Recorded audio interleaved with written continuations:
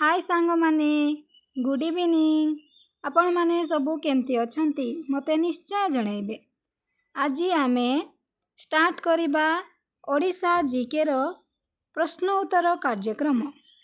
तो स्टार्ट करिबा पूर्वरु मु कहि देबाकू चाहे आपण माने लाइक शेयर निश्चय करिवे।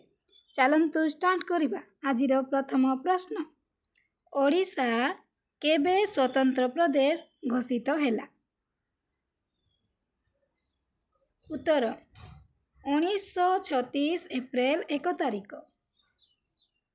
आजिर द्वितीय प्रश्न, ओडिशा केबे अफगान शासनाधीन थिला? उत्तर 1559 रु 1578। आजिर तृतीय प्रश्न, कटकर प्राचीन नाम कौन? उत्तर वाराणसी कटक।